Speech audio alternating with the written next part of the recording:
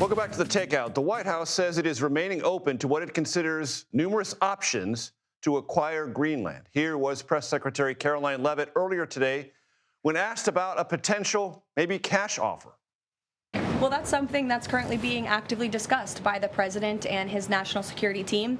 And I would point out that the acquisition of Greenland by the United States is not a new idea. This is something that presidents dating back to the 1800s have said is advantageous for America's national security.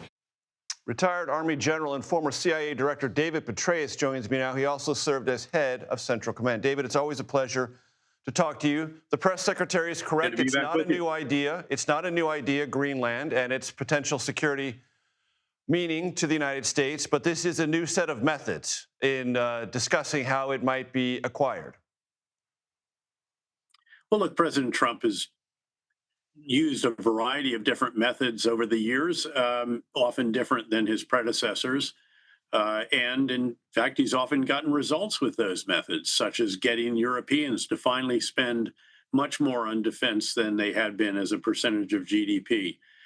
He's in a moment where there's real leverage coming out of this extraordinary demonstration of American military capability, this operation to bring Maduro and his wife to justice, not even losing a soldier or an aircraft, despite what are now, we're learning, some very considerable gunfights, including over 30 Cuban Secret Service members around Maduro alone. So there's a moment he uses all of his leverage. Let's go back to his own words, Art of the Deal, where he says you should use every tool that you have, flex your muscles before you sit down. In fact, before you sit at the table, punch the other guy in the nose. So these are unconventional means. It's using the leverage that we have. One will hope that obviously there's listening to those on the Hill, such as Senator McConnell and others, talking about the vital importance of NATO. Obviously, Denmark controls the Greenland territory.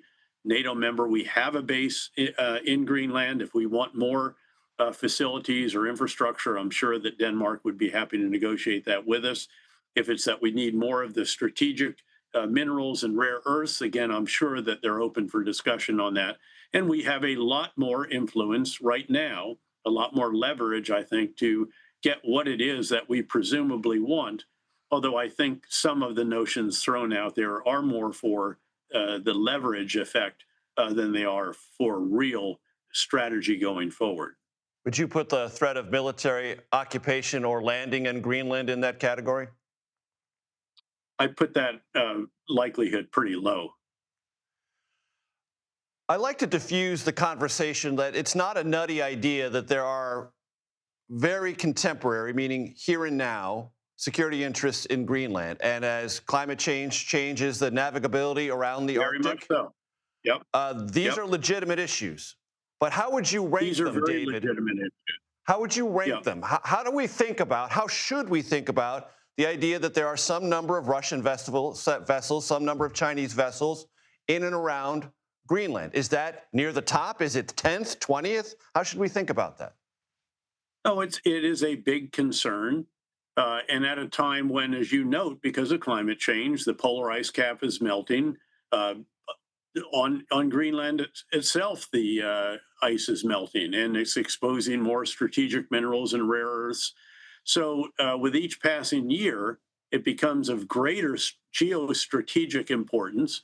And again, I'm sure that Denmark is open to discussing together with the leadership in Greenland what it is that we are seeking to achieve and how that might be done. David Petraeus, always a pleasure, sir. Thank you. Good to be with you, Major. Thank you.